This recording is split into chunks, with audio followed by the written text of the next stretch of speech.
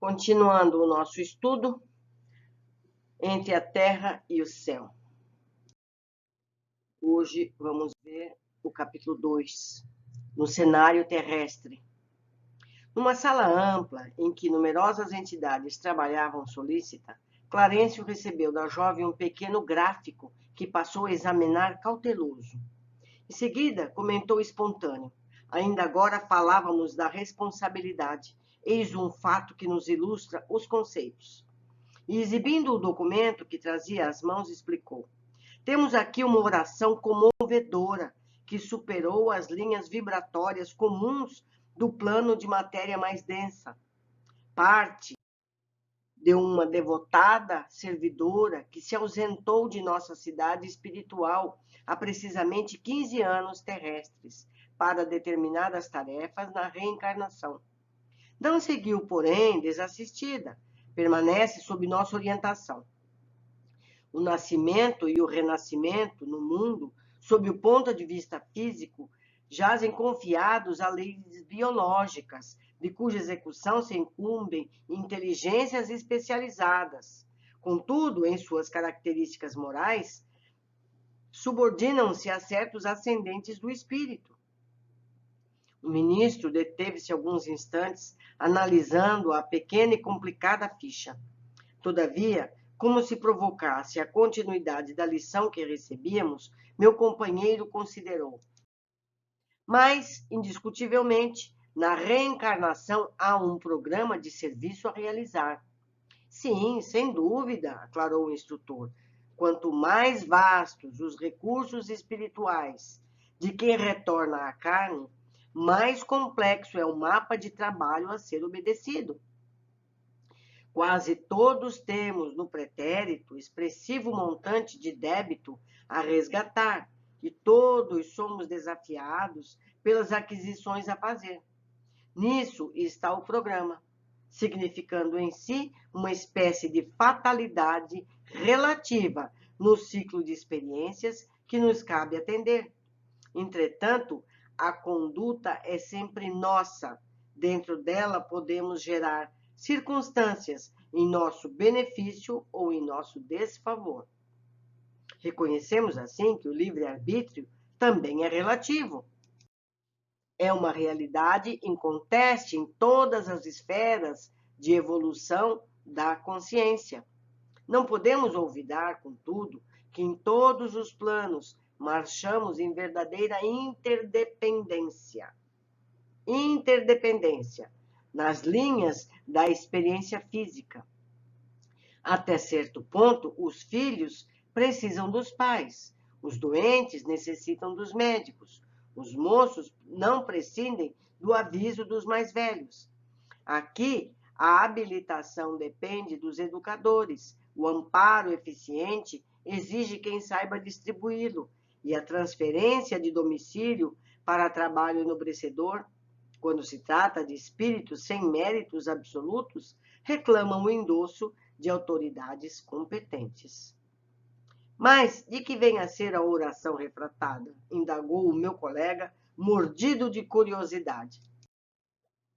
Hilário fora igualmente médico no mundo, e tanto quanto eu permanecia em tarefas ligadas à responsabilidade de Clarencio, adquirindo conhecimentos especializados. A prece refratada é aquela cujo impulso luminoso teve a sua direção desviada, passando a outro objetivo. Inclinávamos a desfechar novas perguntas, no entanto, o orientador sossegou esclarecendo. Espere, reconhecerão comigo que nos achamos todos imantados uns aos outros. Em seguida, falou para a jovem, que o observava respeitosa. Chame a irmã Eulália. Alguns momentos passaram rápidos e a cooperadora mencionada apareceu irradiando bondade e simpatia. Irmã, disse Clarencio preciso, este gráfico registra aflitivo apelo de Evelina, cuja volta ao aprendizado na carne foi garantida por nossa organização. Parece-me estar a pobrezinha em extremas dificuldades.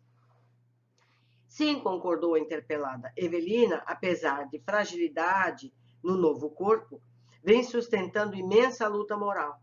O pai, sobrecarregado de questões íntimas, tem a saúde periclitante. A madrasta vem sofrendo obstinada perseguição por parte de nossa desventurada Odila. A genitora de Evelina? Sim, ela mesma. Ainda não se resignou a perder a primazia feminina no lar. Há 2 anos, empenho energia e boa vontade por dissuadi-la. Vive, porém, enovelada nos laços escuros do ciúme e não nos ouve.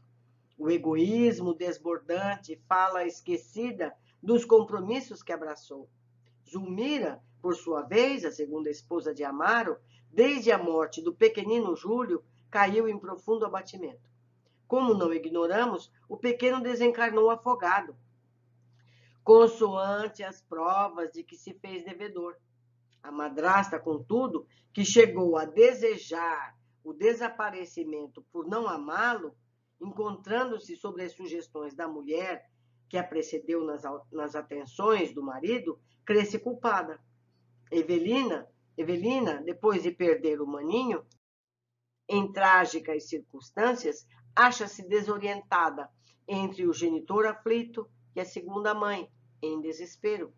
Ainda anteontem pude vê-la, chorava comovedoramente diante da fotografia da mãezinha desencarnada, suplicando-lhe proteção. Odila, porém, envolvida nas teias das próprias criações mentais, não se mostra capaz de corresponder à confiança e à ternura da menina. Ela, entretanto, tem insistido com tal vigor na obtenção de socorro espiritual que as suas rogativas, quebrando a direção, chegam até aqui de tal modo. Reparávamos o pequeno gráfico em silêncio. Sustando a pausa longa, o ministro fixou Hilário e indagou. Compreendem agora o que seja uma oração refratada? Eveline recorre ao espírito materno que não se encontra em condições de escutá-la, mas a solicitação não se perde. Desferida em elevada frequência, a súplica de nossa irmãzinha vara os círculos inferiores e procura apoio que lhe não faltará. Entendemos? Passeando em nós o olhar muito lúcido, concluiu. Desejariam cooperar conosco na tarefa assistencial? Sem dúvida, o caso fascinava-nos a atenção. O orientador, no entanto, recomendou esperássemos 2 dias.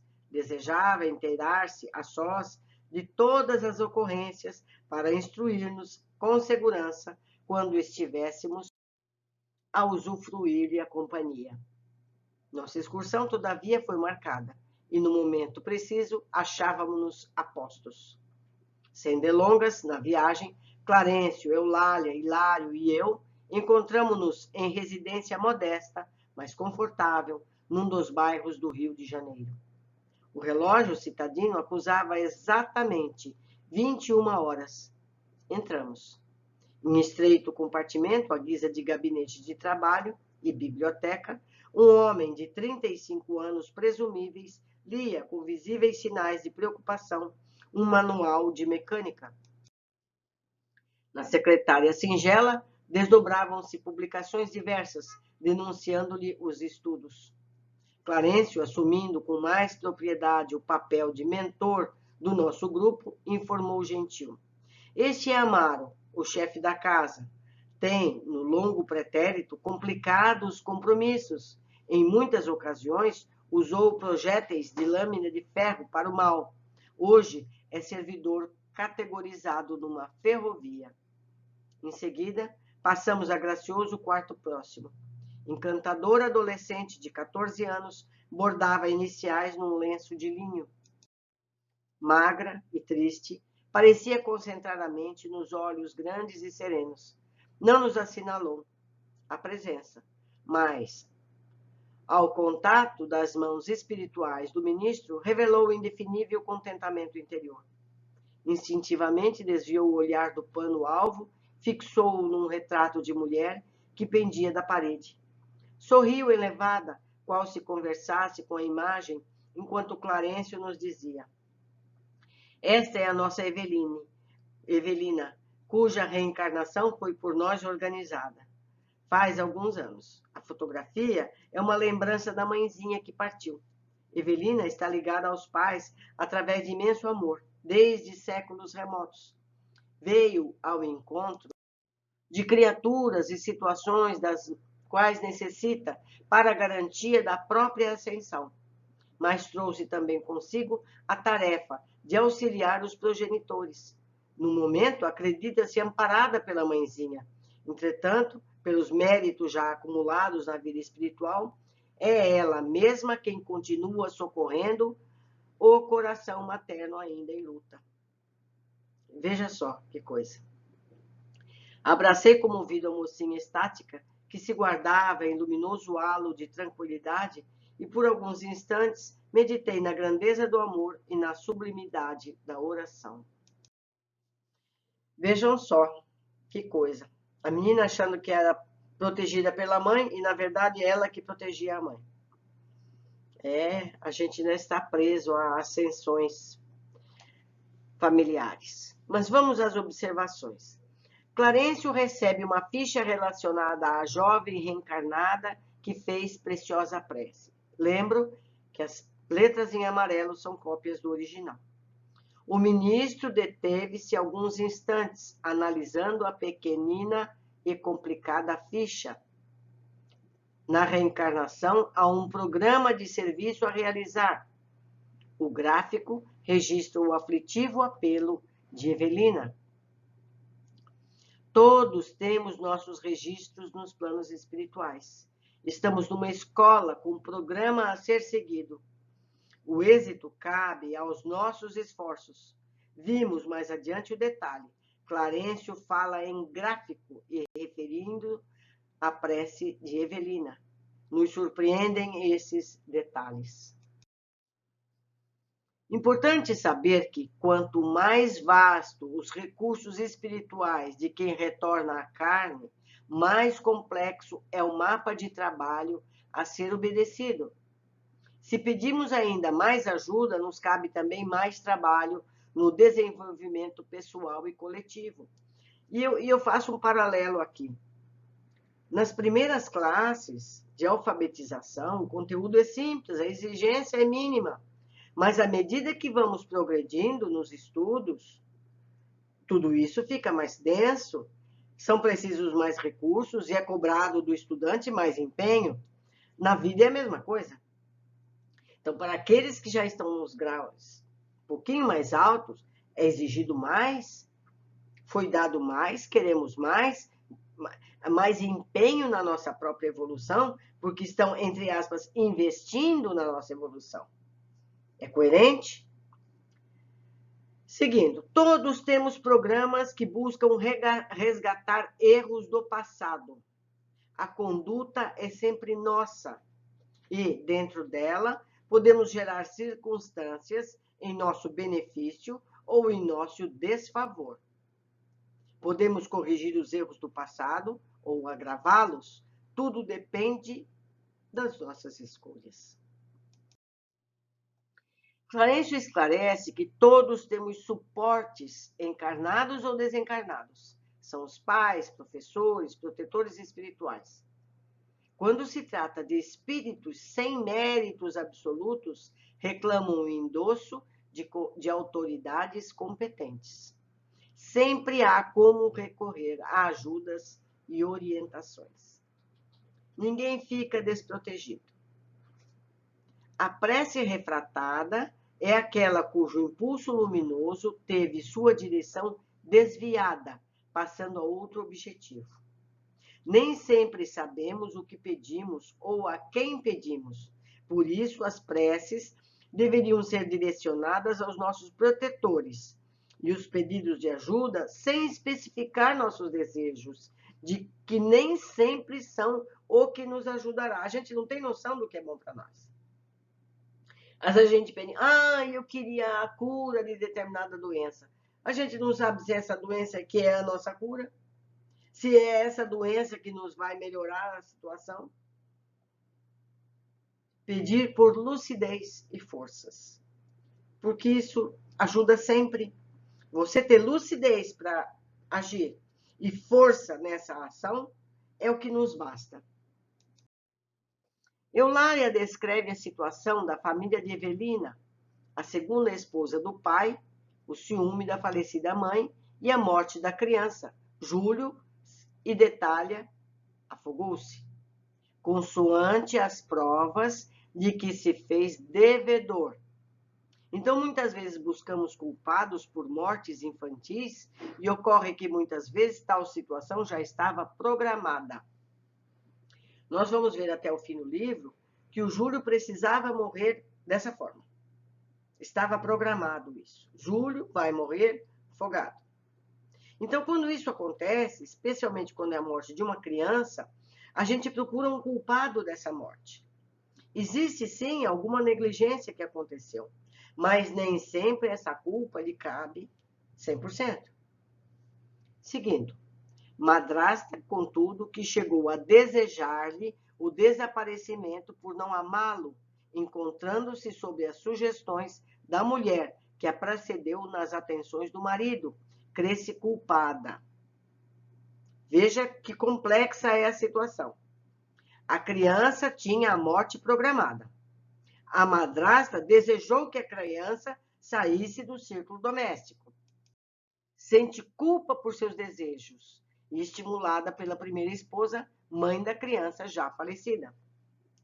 Nós vamos ver ao correr desse capítulo como essa trama.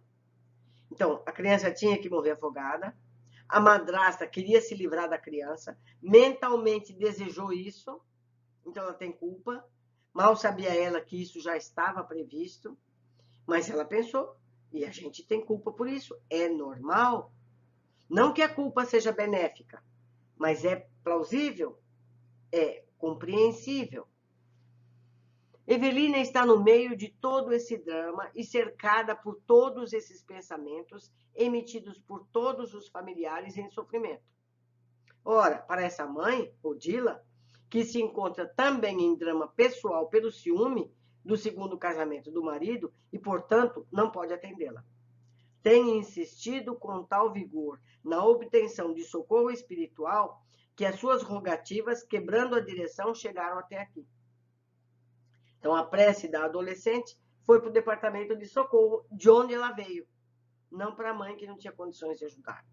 Então, a prece refratada. Evelina recorre ao espírito materno, que não se encontra em condições de escutá-la, mas a solicitação não se perde. As preces sempre são atendidas, de uma forma ou de outra, percebamos ou não, pois muitas vezes não somos capazes de perceber a ajuda que recebemos, pois nem sempre é o que pedimos para o nosso crescimento. Nós pedimos uma coisa que vai piorar a nossa situação. Nós somos tal e qual crianças. Por não sabermos, não lembrarmos do conjunto da situação. Evelina acredita ser amparada pela falecida mãe, mas na realidade é ela mesma quem continua socorrendo o coração materno, ainda em luta. Temos a tendência de acreditar que nossos amados falecidos nos ajudam, quando na verdade pode ser diferente. Pessoalmente, não acho que devamos responsabilizar nossos amados falecidos por auxiliar-nos. Não cabe a eles. Melhor pedir aos nossos protetores, sejam quem forem.